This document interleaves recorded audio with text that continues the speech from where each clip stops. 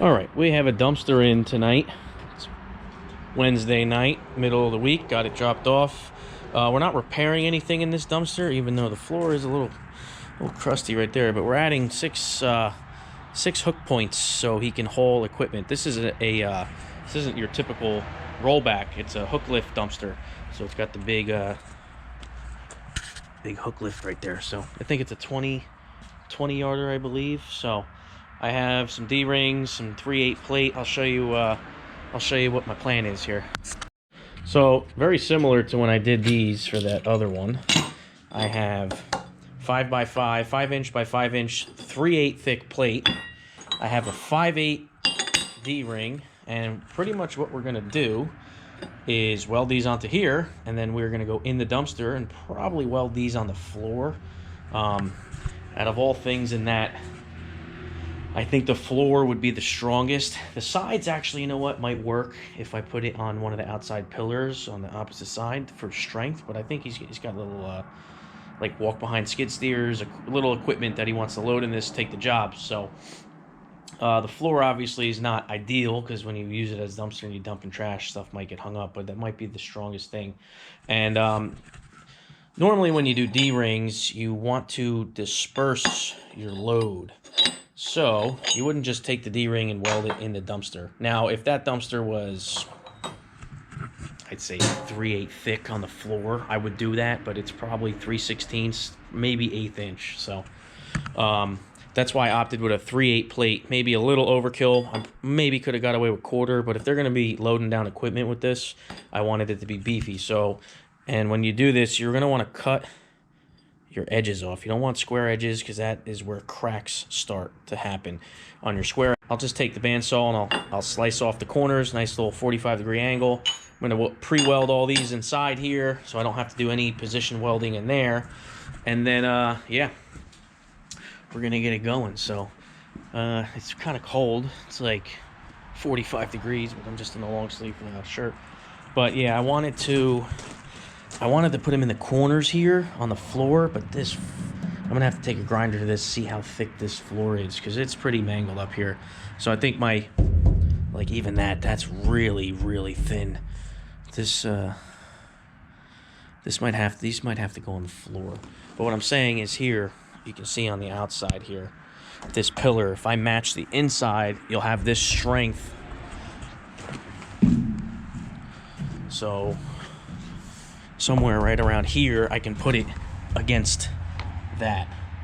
Ideally, I would love to do it up there, but that door is there, and I don't want to put it on the door. Put a lot of weight on the door. So I think for these, I am going to put them on the, because he wants one in the middle, and he wants one on the back. So I think these four, that's what I'm going to do. I'm going to butt them up against the side here, not on the floor, even though this floor is pretty good. So I don't know. We got to play with it. The front is what I'm worried about here. These are going to have to, you see a rust hole actually right there. So that kind of almost thinking now, definitely do it on the floor. Oh man, that's really, really rough. Definitely do it on the floor and keep it away. Keep it away from there, just in case he wants to fix that. Or, I mean, honestly, dumpsters, you can replace the floor at any time, so you're going to have to rip it all up anyway. So maybe I'm going to give him a call and see if he wants me to maybe replace that front lip there. What I could do is I can replace that front lip, add a brace in the middle or something, and then weld it to that with like 1/4 inch. So I don't know. We'll have to figure that out. So let's get to welding these D-rings on there. At least I know I can do that right now tonight. So all right, not a change of plan, but I just called the guy, or texted him, sent him a couple pictures of what I was thinking. So I'll show you when I already started welding on them. So this was my first idea. Flat there, and then that one would be on the wall, and then that one would be on the wall. But after I texted him, he said he's gonna be hauling skid steers in this thing. So I'm putting everything on the floor. I drilled a hole over there in that corner. This floor is 1/4 inch, so I'm good with that. These walls are probably 1/8 inch. So I'm gonna put, he said, do whatever's the strongest. I said, that's fine. So I'm 2 passing both sides of the D-rings with 1/8 inch 7018. I'll probably end up 2-passing all the plates in here. A lot more welding than I thought, you know, 1-pass, but probably 1-pass will be fine. But I'm 2-passing everything. So I'm going to go in and get all these welded on the plates tonight. That way tomorrow, it's supposed to be like 55, a little nicer. I can come start welding these in the bucket, so, or the dumpster. But yeah, that's what we're going to do. 6 on the floor, and call it good. So here we go with this. That's pretty nice. 1/8 inch 7018. Oh, that's a little hot. I'm 1-pass, a root pass, and then I'm gonna put a nice heavy pass over that. So 2 passes, 2 passes, trim the corners, get 6 of them done, and yeah, 7018 ain't no joke. Running it on my Primeweld stuff, of course. You guys know I run Primeweld. It's a great machines. I wish they would send me some stuff. So Primeweld, if you you know, see this video ever, but I really think budget-wise, this AC/DC TIG machine you can get for $1,000. It runs TIG good. I'm getting better with TIG, aluminum TIG. I started practicing a lot more, and the MIG is just phenomenal. The MIG is $500. You get the spool gun, so I definitely vouch for Primeweld. They're local. They're based out of South Jersey. Their customer service is top-notch. And let me tell you something, for a TIG and a MIG machine that can both run stick welding or stick rods, it runs pretty good. You know, like I said in the last video, it's not as smooth as the Lincoln on the back of my truck, or like a pipeline welder, like an SA200, or even engine drives, but it gets the job done. I'm running these 124 amps. Doesn't have any dig settings or nothing, so it's just 100 straight, 124. So I'm gonna weld a couple of these out. Maybe I'll time lapse it. You guys watched me weld D-rings a couple videos ago, but these are a little heavier duty.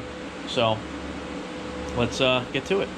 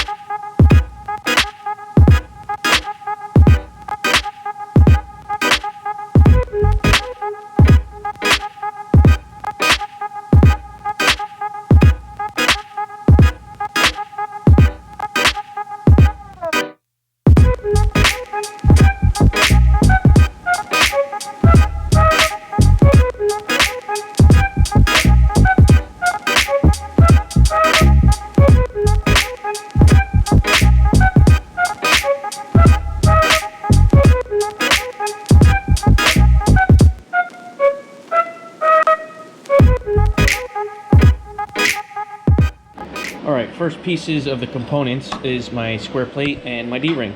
And for those wondering, again, I ordered all this stuff off eBay. I got these pre-cut.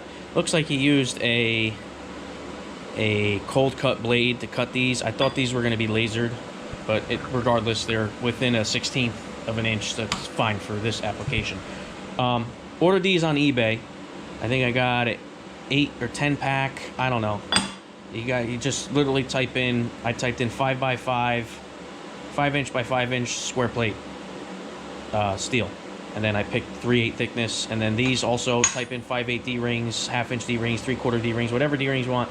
I get everything off eBay, so it saves me a lot of time then to cut these out for material, buy a flat stock and then cut it myself. Literally it comes, it's good to go. So what I do is I'll take the stripper disc. I love saying that, stripper disc. This thing eats mill scale. Like, I'll show you, hold on. All right, here we go.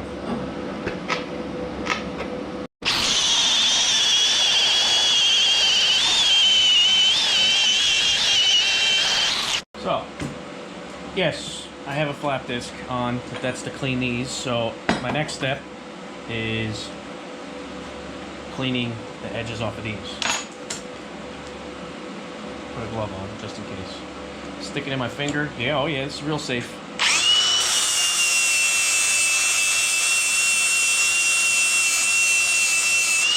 And that.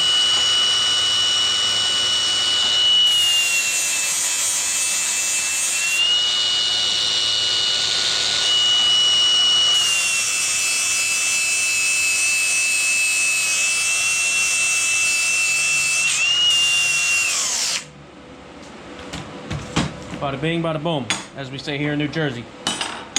Get it on there, and normally, like mill scale, I'm not too worried about, but in an application like this, I want this stuff clean.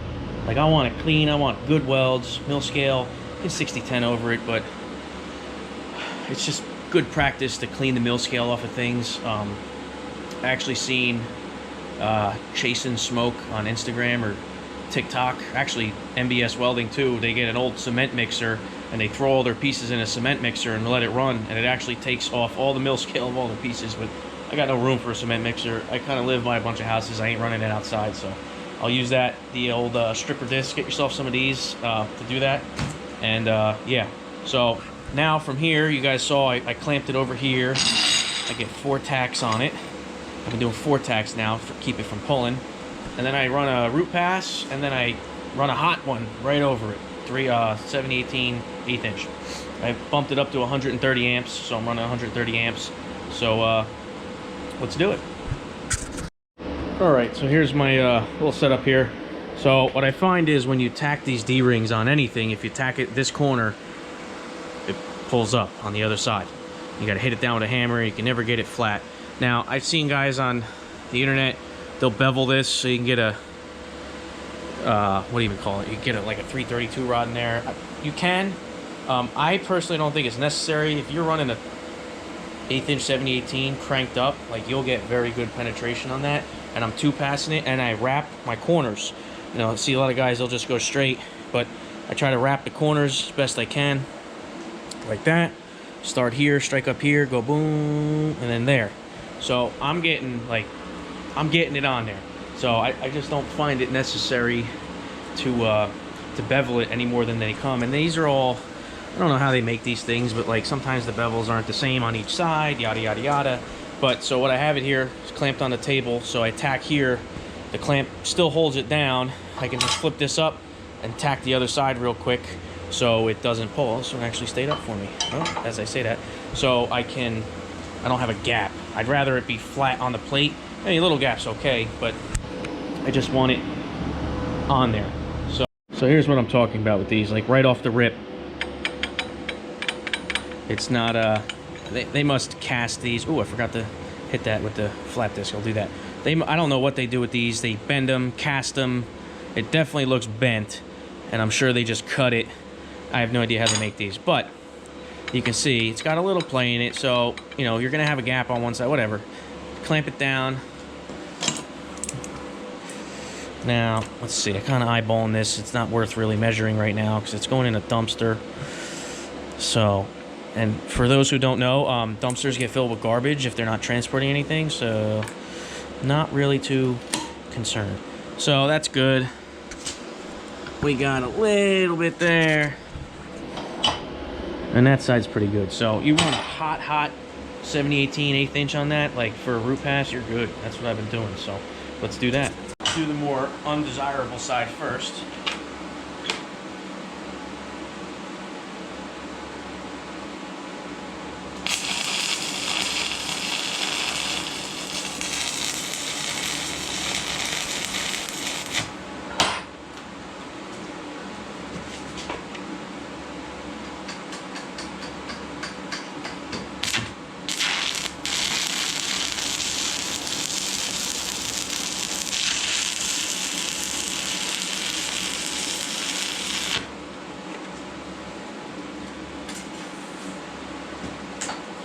All right, 4 tacks. Clean it up. I don't even have a wire wheel out here. It's unnecessary when you're running 70-18 in this kind of position. I think you can, you know, hit it with a chip and hammer. Hit it with a chip and hammer and wire brush it. So, exactly what I'm gonna do.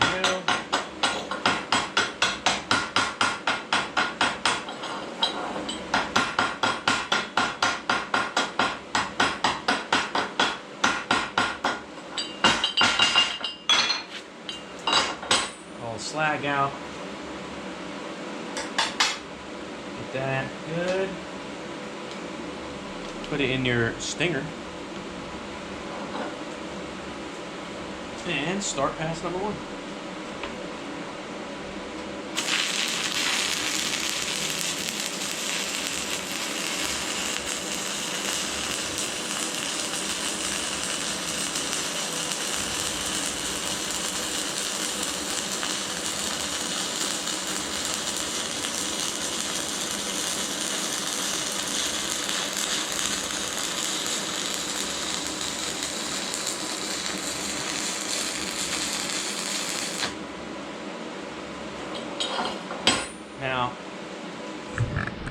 Someone commented why I don't use all the rods. I think on the other D-ring video. I'm not going to get much with this. I could probably get this root pass with this. But all right, let's prove a point here. We got about 4.5 inches of rod left. So let's see if we can get this root in.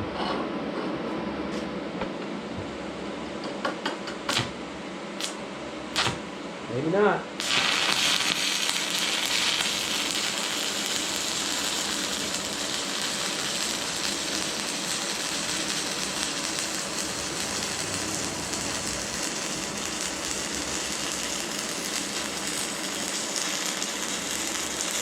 Oh, it's going to be loose. I'm not going to wrap it.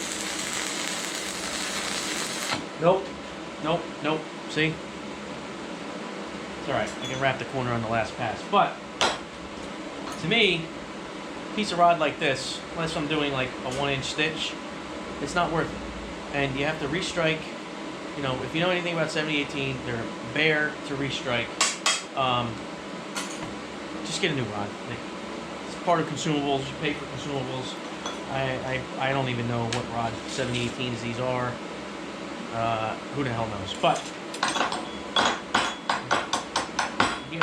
that's my reasoning. The one person who asked, if you're wondering, like, if you're new, just get a new rod. Not a big deal. These just are a pain. I'm not going to be able to cap with this. And you really don't want any restart. Me personally, I don't like having a restart in my weld. You can make it slick and fine and good, but what?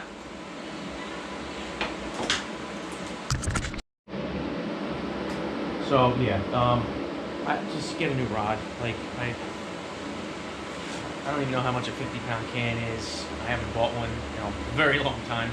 I bought a bunch of old ones that never were opened. That I still have.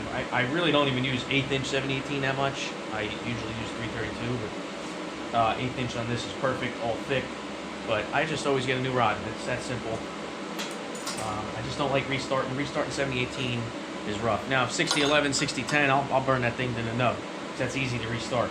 But just makes it cleaner, makes it easier, less chance for porosity. It's just yada yada yada. So whatever. Comment all you want. That's what I do. And tell me, guys. Let me know what you guys think of a twist lock stinger. This is an old Bernard. I can't even tell you. I think I got it at a garage clean out from an old steam fitter out of New York City. My buddy used to do work for landscaping. But man, I love twist stingers. Someone commented that I am using the worst stinger. I strongly disagree. I think this is the best stinger. I just love them.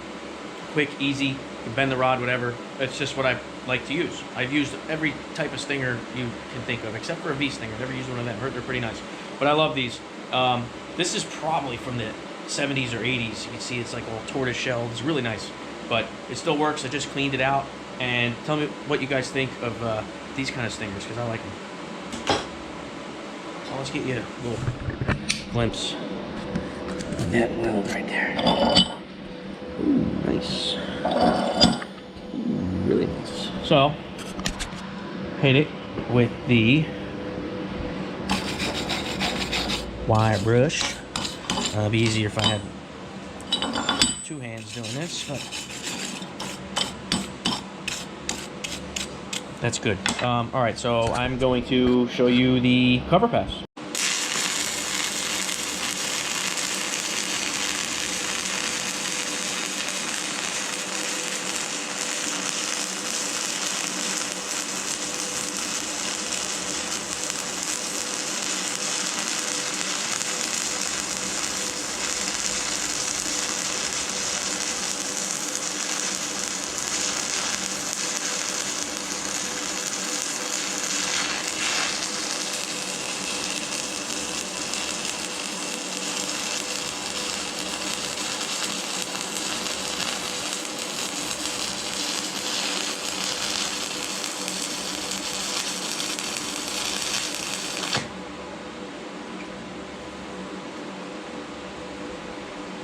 Got a little peeling action here.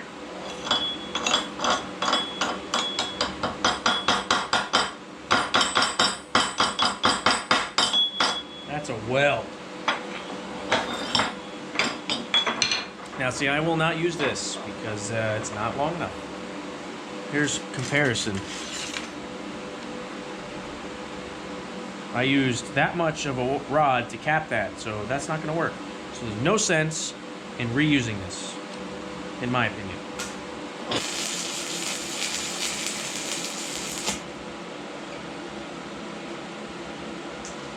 That's how it's done.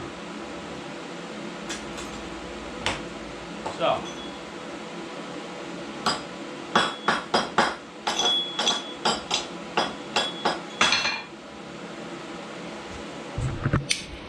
here we go.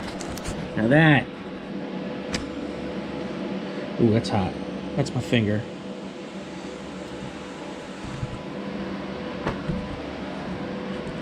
That's a hot weld. That's a big weld.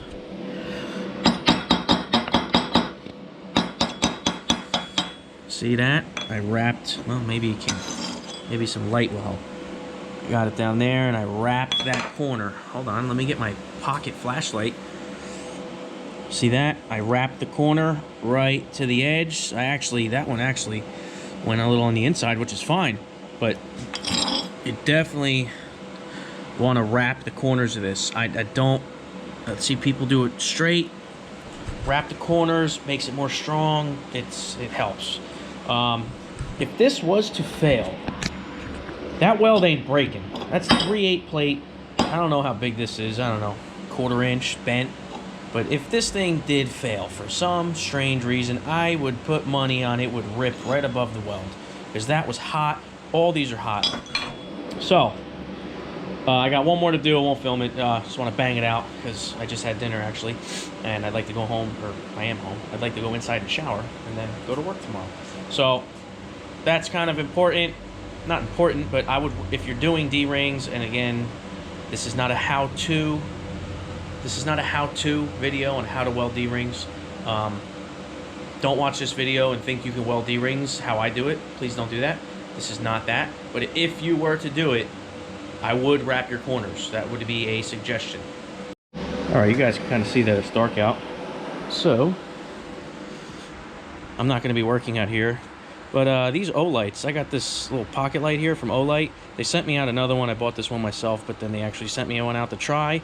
I do have a promo code to save you some money on these. So, I think everyone should carry a pocket light. That's just me. I didn't have one for my whole life. Then I started carrying one, and I can't live without it. So if you want to get a nice light for under $100 and save a little money, use my promo code.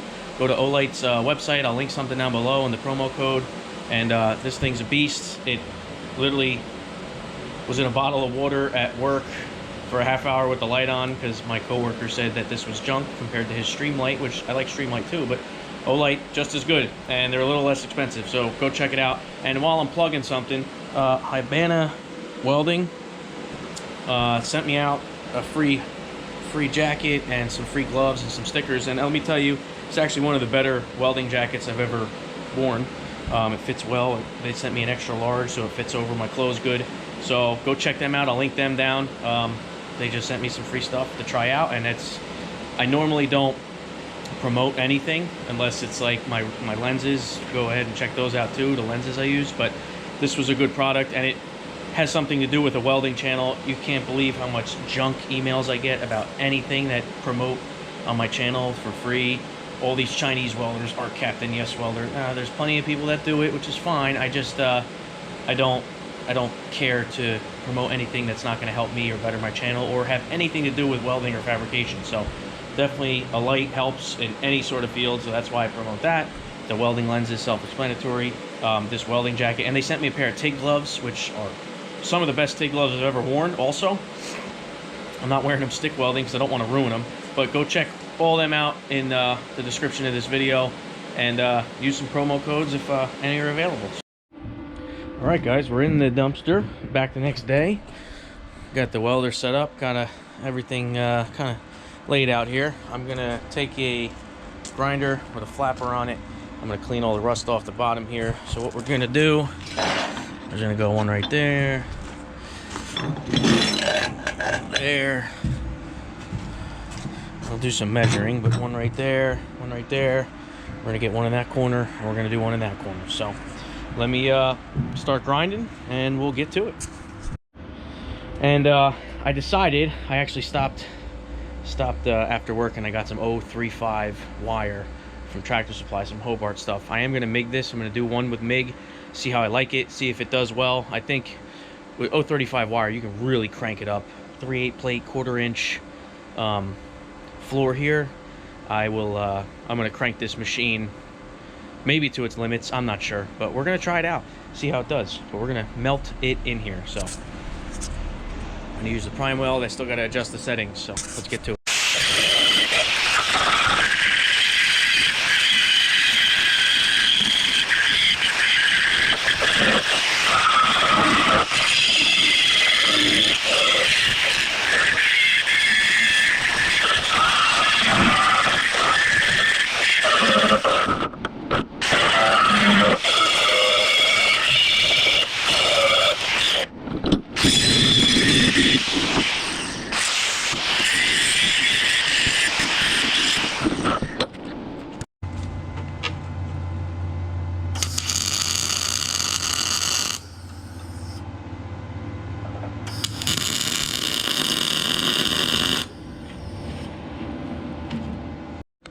All right,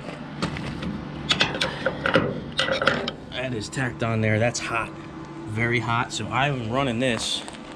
So let me, I'll go through one with you, and then we'll probably time lapse the rest. But this should go pretty quick with the MIG. I mean, the machine,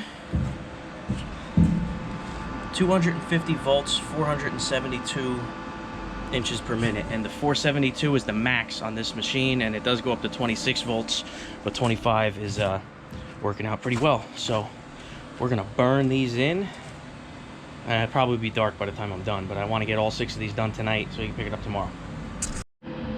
All right, sorry about that, neighbor stopped by. But yeah, that's 3 passes. Listen, this thing is hot. I am most certainly probably gonna burn up my MIG gun doing this job, because this thing is ripping. It's smoking, but I want to get it done with the MIG. We're gonna do that one right now, and I think I'm just gonna put you guys on a time lapse for the rest. It's definitely gonna get dark, so we'll see what we can finish tonight. If I can get even 4 done tonight, that'd be all right. I'd be happy with that. These 4, and I can bang those 2 out tomorrow while I still got daylight. So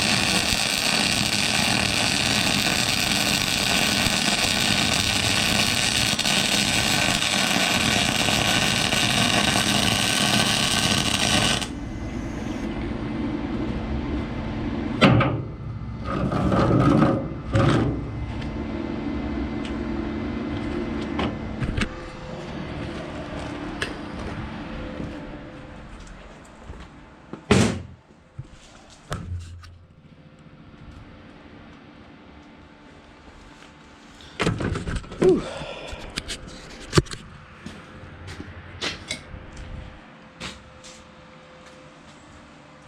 So that's done.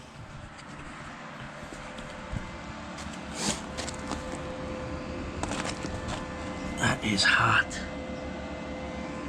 That machine is a beast, to say the least. Beast, to say the least. I like that. But yeah, last night I was welding. And my fiance said when I was welding, the lights in the house were dimming, so that was pulling a lot of power. My garage is kind of hooked up to my panel in my basement underground. Then I have a sub panel out here. So yeah, I don't have separate power in the garage, but whatever. It's done. He said something about ramps, ramp brackets, but I don't know if that's gonna happen. And I am gonna ask him about this front lip here. It is pretty rusty.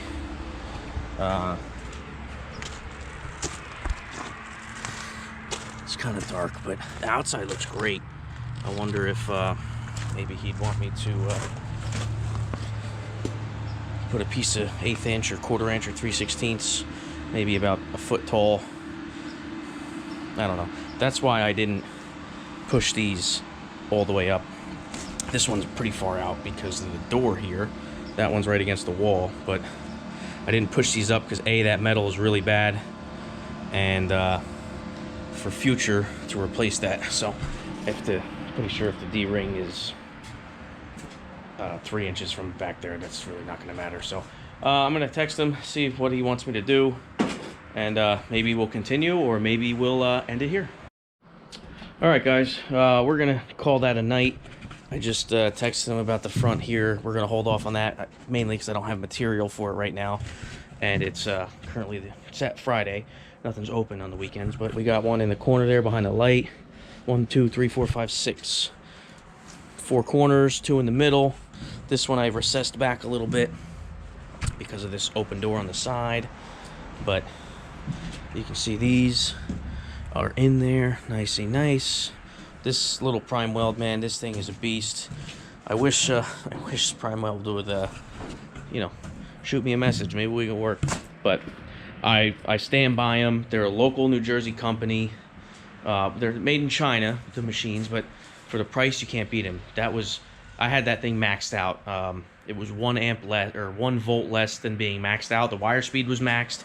I think it goes to 26 volts. It was at 25 volts, so good job. I'm glad I MIG'd it, because if I stick welded this, it would have taken me probably twice as long. And that thing ate, that little MIG machine ate 035 wire.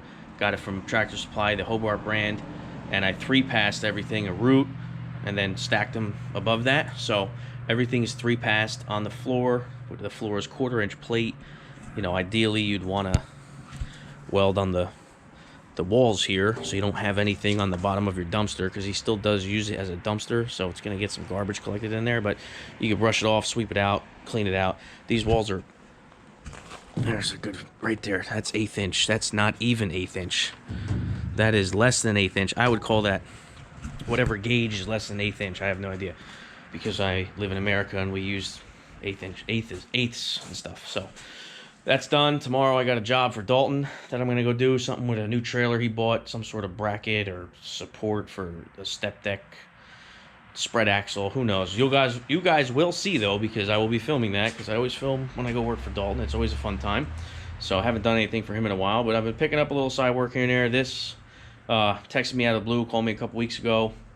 I still have jobs lined up for the guy who installed my fence. Those are going to be pretty good. Probably film 1 or 2 of them. I have an aluminum job from actually a subscriber that lives out by me. Hopefully, if you're watching, I'll get in touch with you relatively soon to figure out my schedule when you can bring that stuff over. And it's Friday. I hope everyone has a good weekend. We're done. I got to pick everything up. Kind of a, not as a bad of a disaster in here. Hey, look at that. Not a bad of a disaster. Just pick this up if anyone. Picked this thing up for 500 bucks that ran and welded. I just took it all apart to fix it up, or clean it, essentially. And I'm going to flip it. So if anyone remembers watching a short I put out of a Lincoln Ranger 8 I bought a few months ago, let's just say I made about $2,100 on that deal. So I know when to pick them. I know when to see them. These in my area, these little blue stars are going stupid expensive, even ones with 900 hours. But I'm going to power wash this, spruce it up. It welds good, and hopefully I can triple my money on that one. Little stuff like that. You guys keep an eye out on Facebook. That stuff's always popping up. But that Lincoln I bought, I made over $2,000 on that deal, and I didn't do anything to it.